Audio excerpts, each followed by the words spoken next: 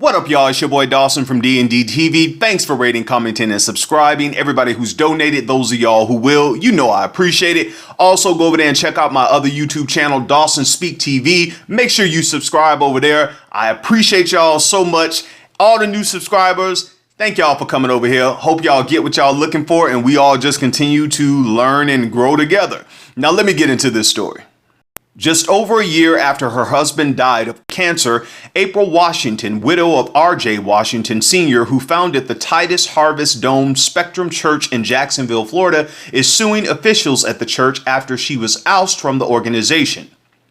"This is what we did together," April told First Coast News of approximately the 35 million Christian empire she built with her late husband that includes a church-owned hotel called Marble Waters Hotel and Suites.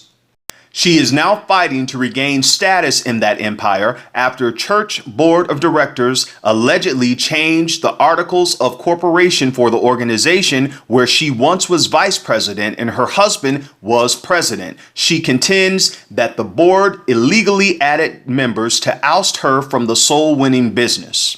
Months after her husband died last May, April Washington says she was removed from church leadership while locks were changed and her children were fired from the Marble Waters Hotel.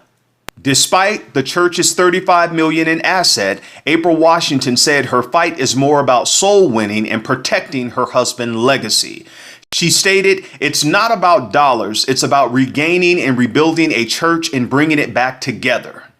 April also went on to say that it's hard to sit back and look at this knowing that this is definitely not something my husband would want to see. Now I'm going to let you all watch this video and I will be back with the rest of my commentary.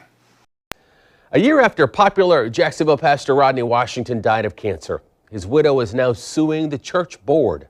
Washington was the pastor of the mega church, Titus Harvest Dome Spectrum Church. Washington's widow says the church's new leaders are trying to oust her from the church she and her husband started years ago. News4Jax reporter Destiny McKeever is live from the church. And Destiny, you're hearing from both sides on this story. What are they saying? Tarek, that lawsuit is about 60 pages, and in it, it says that former First Lady April Washington is saying that the new church leaders tried to basically get rid of her.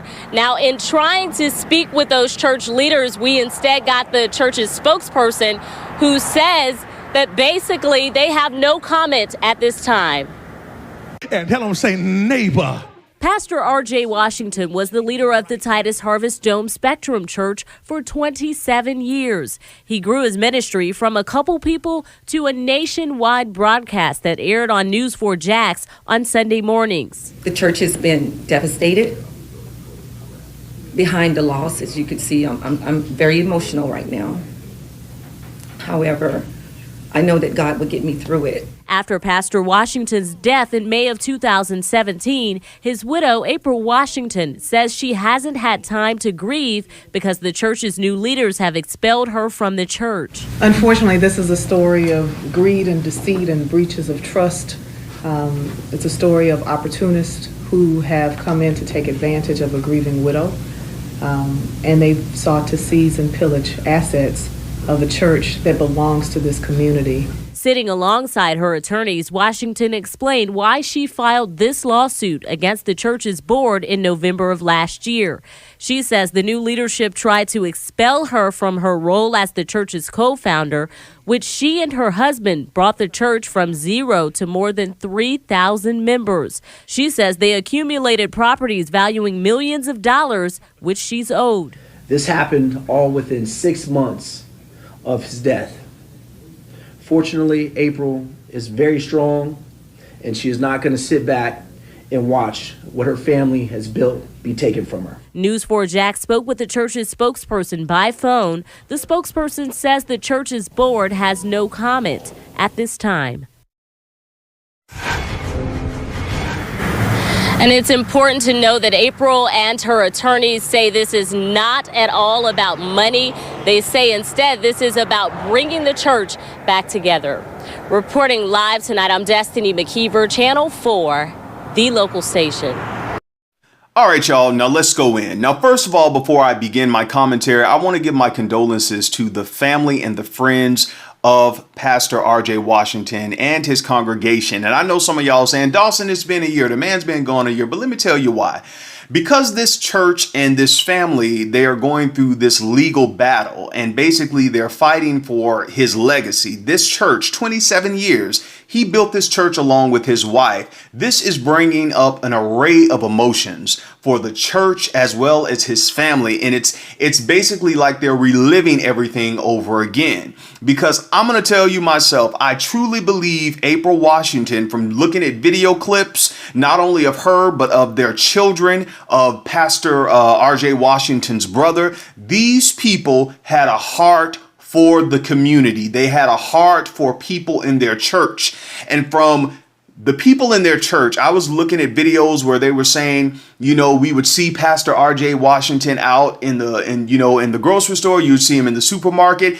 And they was like, he wasn't like, oh, don't talk to me. You can't say anything to me. He was the same way he was in church. And I was like, that's, you know, I look stuff like that. I look at, because there are some people, when they have a church that like his wife and him had, of that magnitude, a mega church, they can't be touched by their members.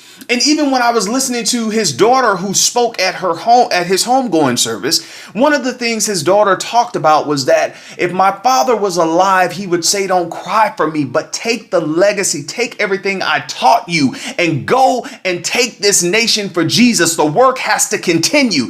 I do not hear people talking like that this day and age. It's all about my church and my ministry, and we got to do this and we got to do that and we need to do this. It's not about the people.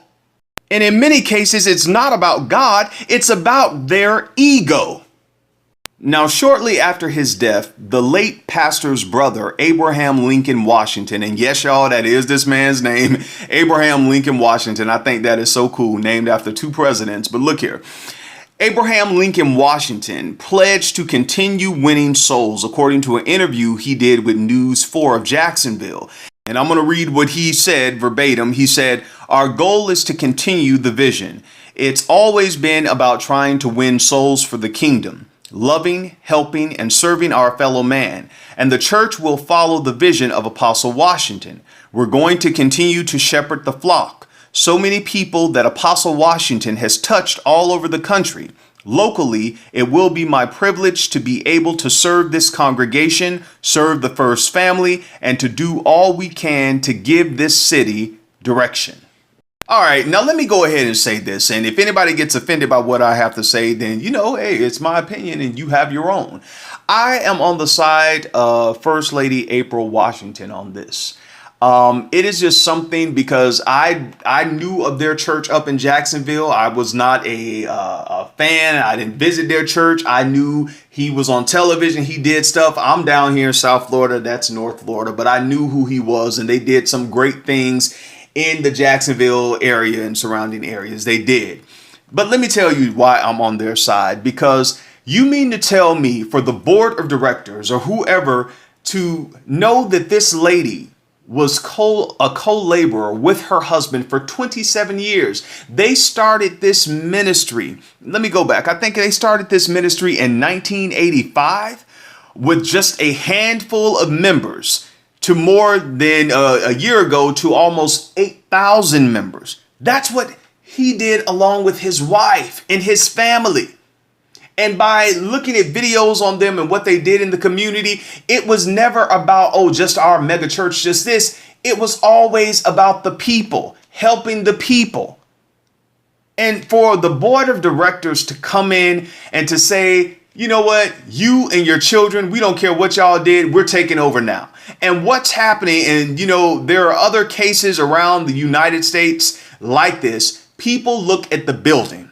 They're looking at the assets. They're looking at, okay, you know, pastor done died. We want to keep people coming here. And this is what happened, y'all. Let's get one of these up and coming evangelists who travels the world, who does all the conference, who does this. Let's see if we can give them a 6-figure salary to come in here and preach and, you know, kind of tell them you can still go do your evangelism thing and make your money on the side. But we just want to keep the people coming. But here's the thing with that. And you all in board of directors, people who are so into church business and all this kind of stuff, y'all got to remember this. There are only many many are called, but only few are chosen. I believe that because that's why I always talk about having the heartbeat of humanity. Everybody does not have that. That's why I changed the trajectory of my show. We don't talk about celebrity news. I don't have time to talk about that. If you want to make it in life today, you have to have the heartbeat. I'm giving y'all my stuff here. The heartbeat of humanity. Some of you all can't touch the pulse of humanity, but you want to represent Jesus. And Jesus basically demonstrated what humanity was. You all will preach about him. You'll talk about him. You'll say, I know him, but you don't know him. Because if you knew Jesus, you couldn't do this. And I told y'all time and time again, and y'all don't listen to me, but y'all keep getting hit upside the head with bricks. Church is a money-making organization. It is a business. They will get a person who has charisma, who's articulate, who can move the crowd. They will bring them in this church, and that person can live a life. That person can be a pedophile. That person could be anything. They don't know how that person lived. All they know is that person is a good speaker. That person could be the biggest whore in Jacksonville, in Orlando, in Atlanta, and they bring them to the church and say, now you're going to be the pastor because people like you. But when it comes to the way you live, when it comes to having a heart for the people, you ain't got it. And you can hikabashah, hadamashah, let's have a praise break. You have a praise break, but you still a whore. You can hikabashah and speak in tongues, and you're still a pedophile. You're still a rapist. You don't have the heartbeat of humanity.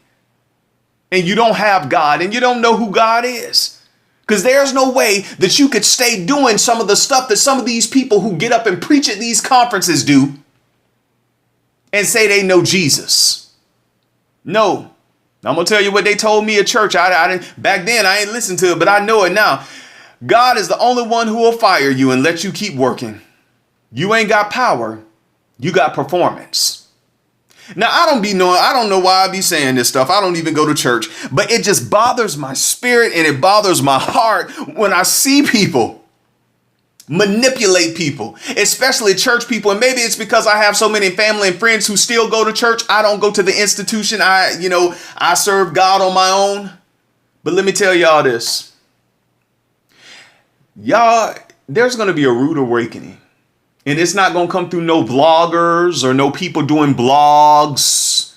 And it's not going to be y'all thinking people are going to expose people. People going to do that to their own self. Because it's only going to be so long that you can just keep up the facade, and then the layers are going to start to peel off.